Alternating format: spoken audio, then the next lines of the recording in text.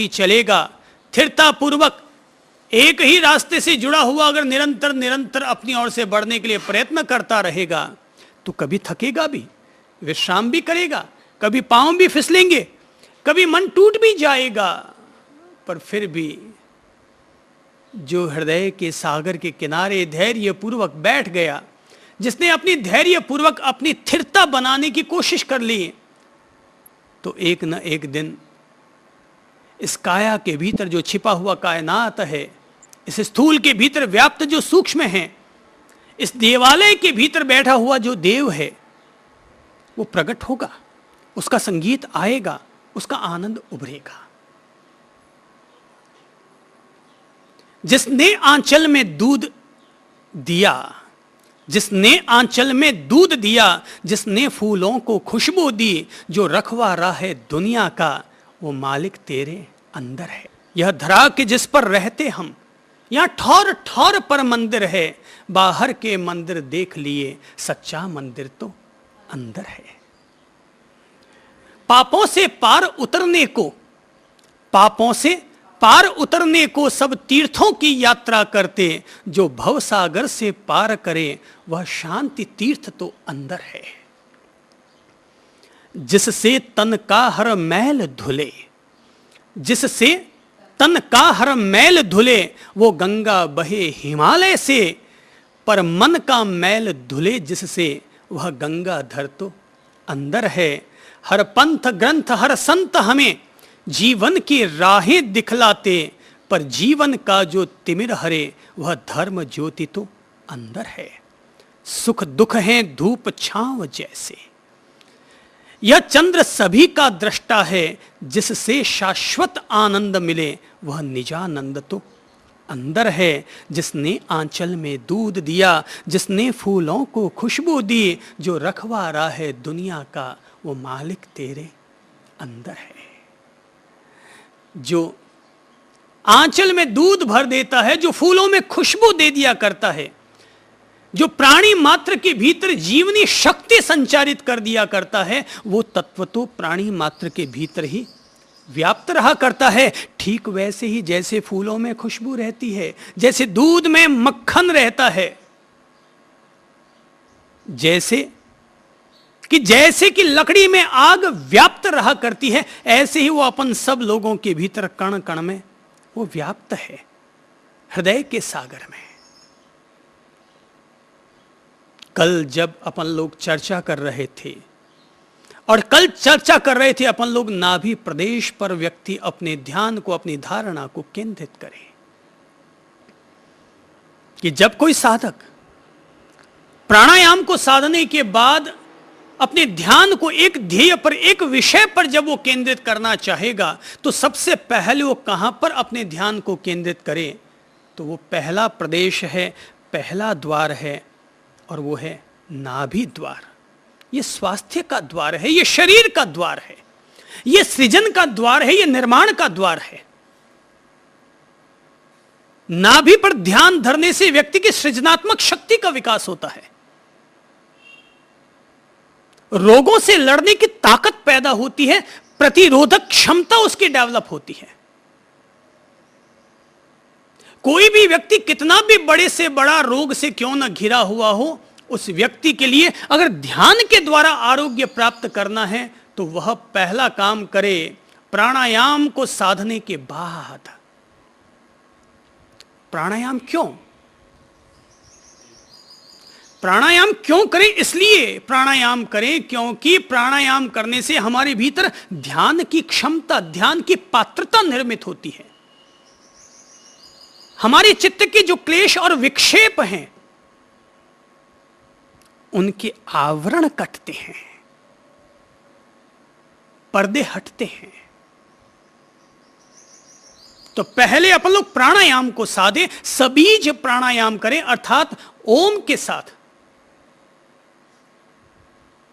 सोहम के साथ, अरहम के साथ, राम के साथ, कोई भी ले लो बीज, जिस बीज के प्रति हमारी श्रद्धा है,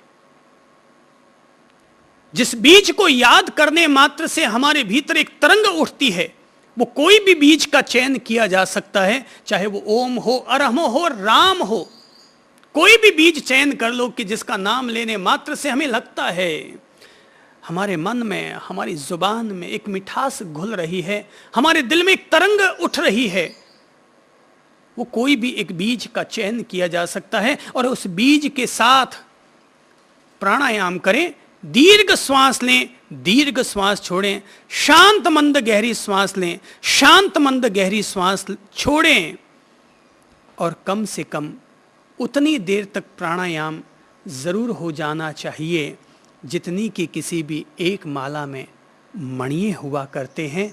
अर्थात 10 मिनट तक तो अपना प्राणायाम अवश्य करो ताकि प्राणायाम अपना परिणाम दे, आवरण हमारे भीतर के कटें। जरा एक बात सोचो कि अगर कोई कठिन लकड़ी है और करौती से अपन उसको काटने के लिए बैठेंगे तो क्या एक बार काटते ही लकड़ी कट जाएगी? हमें धीरे धीरे लगातार उसको काटते रहना पड़ेगा, काटते रहना पड़ेगा, और तब तक काटते रहना पड़ेगा जब तक कि उसके पूरे 2 टुकड़े नहीं हो गए हैं। हो सकता है बीच में हाथ थक गए हों काटते काटते, हो सकता है करौती फिसल जाए, कुछ भी मुमकिन है, हमारा मन, हमारा मूड उखड़ जाए, संभव है। लेकिन हमें तब तक उस करौती को, उस सांस की धारा को, लंबी गहरी सांस क्या है, करौती का काम करती है हमारे लिए, और तब तक इसको काटते रहो, तब तक सांस लंबी गहरी लेते रहो जब तक कि हमारे चित्त में, हमारे अंतर मन में ध्यान की पात्रता निर्मित नहीं हो जाती। भटके चित्त से ध्यान करके क्या करोगे? जब तक हमारा चित्त ही ध्यान के अनुकूल नहीं बन पाया है तब तक ध्यान में बैठकर करोगे क्या? लोग भले ही समझ ले कि बाबा जी ध्यान में बैठे हैं, पलके झुकाएं, सीधी कमर बैठे हैं, लोग भले ही समझ ले कि बाहर से लोग समझ ले क्या बुद्ध विराजे हैं, पर भीतर की अंतरात्मा तो कहेगी क्या बुद्धू विराजा है। बाहर से देखने वाले कहेंगे बुद्ध बैठे हैं, पर खुद की अंतरात्मा कहेगी हर व्यक्ति प्रत्येक पल का निर्णायक होता है, प्रत्येक पल का मूल्यांकन करने में समर्थ होता है, और वो जानता है बैठा तो हूं ध्यान में पर मन तो लग नहीं रहा, इधर उधर भटक रहा है। हमें सांस चलानी पड़ेगी, करौती की तरह चलाओ अगर जरूरत पड़े तो। बाकी मैं तो सलाह दूंगा सांस ऐसे चलाओ जैसे कि बांसुरी पर स्वर चला करते हैं, इस तरह मीठी मीठी मधुर मधुर एक लयबद्ध एक सचेतन सांस अपने भीतर चलाओ। पर अगर लगता है उससे बात नहीं बन रही तो भाई करौती भी चलानी पड़ेगी, सांस को तेजी भी देनी पड़ेगी, तीव्रता भी देनी पड़ेगी। ये तो जो साधक साधना के लिए बैठा है वो खुद अपने चित्त को समझता है कि मेरे चित्त में शांति है कि विचारों का कोलाहल है, मेरे भीतर निर्मल दशा है या विकार वासनाओं का उपद्रव है, मैं सहज शांत स्थिति में बैठा हूं या मेरे भीतर उधेड़ बुन चल रही है, उमड़ घुमड़ चल रही है, सागर की लहरें उठ रही हैं और भीतर के मंदिरों का नगर, भीतर के मंदिरों की घंटियां कहीं लुप्त हो गई हैं। ये तो जो साधक बैठा है वही देख पाएगा, निर्णय कर पाएगा और किस तरह से प्राणायाम को साधना है, लयबद्ध गहरी सांसों के द्वारा या लयबद्ध मध्यम सांसों के द्वारा या लयबद्ध तीव्र श्वासों के द्वारा। ये तो अपने अपने चित्त के विक्षेपों को साधक समझे और तब वो साधना के लिए तत्पर हो। पहला द्वार है नाभि। ध्यान में हम पहले किसे विषय बनाएं? आत्मा को नहीं, परमात्मा को भी नहीं। पहले अपने शरीर के सेंट्रलाइज तो हो जाओ, पहले अपने आप में केंद्रित तो हो जाओ। अपने चित्त को हम पहले किसी भी एक बिंदु पर एकाग्र तो कर ले, थोड़ा देख तो ले, थोड़ा महसूस तो कर ले, थोड़ा अनुभव तो कर ले, थोड़ी अपने भीतर की अनुपश्यना तो कर ले। तो पहली स्थिरता किस द्वार पर? नाभि के द्वार पर। जैसे राजमहल में अगर चलना हो तो सीधा तो राजमहल में दाखिला नहीं होता, बीच में कई स्वागत द्वार बने हुए रहते हैं। तो नाभि पहला स्वागत द्वार है। आओ बंदे अपने भीतर, और नाभि तक उतरो, अर्थात इतने भीतर तक उतर चुके हो जैसे कोई बाल्टी कुएं में उतरा करती है, ठेठ नीचे तक और नीचे, ताकि तुम पानी लेकर के आ सको। थोड़ी स्थिरता बने, थोड़ी एकाग्रता बने। कहते हैं श्री भगवान बैकुंठ लोक में निवास करते हैं, क्षीर सागर में निवास करते हैं। शरीर का अगर क्षीर सागर अगर हमें कहीं देखना होगा तो पहला बिंदु है, और वो है नाभि द्वार, नाभि की चेतना, एक छिपा हुआ ऐसा गुप्त द्वार कि जहां पर ध्यान धरने से, जहां पर एकाग्र होने से हम भीतर के शारीरिक चेतना से अपना संपर्क साधने में सफल होते हैं। स्वास्थ्य का द्वार, भीतर का बैकुंठ, शरीर का कमल, नाभि। डंडी कहां जुड़ी है उसकी? नीचे कुंडलिनी से। केवल डंडी से जुड़ गए तो विकार वासनाएं बढ़ जाएंगे। इसलिए डंडी पर गौर मत करो। भीतर में जो शरीर का कमल केंद्र है, नाभि कमल का जो केंद्र है, हम लोग अपने आप को वहां से जोड़ें। दूसरा,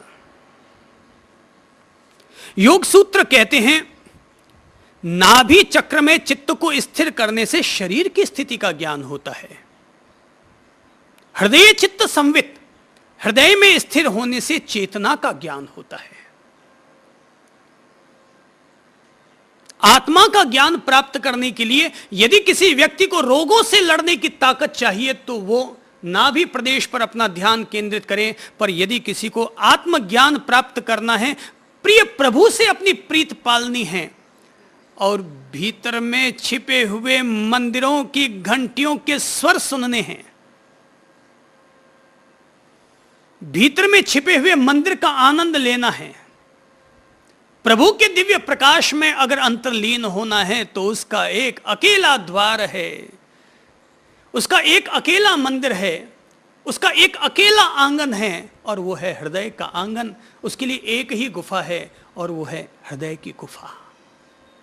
आत्मज्ञान प्राप्त करने के लिए व्यक्ति के पास में एक ही द्वार होना चाहिए कि जब भी स्थिर होऊंगा, जब भी एकाग्र होऊंगा, जब भी अपनी सचेतनता को, अपनी जागरूकता को, अपनी अंतश्चेतना को, अपनी प्राण चेतना को, अपने दिमाग को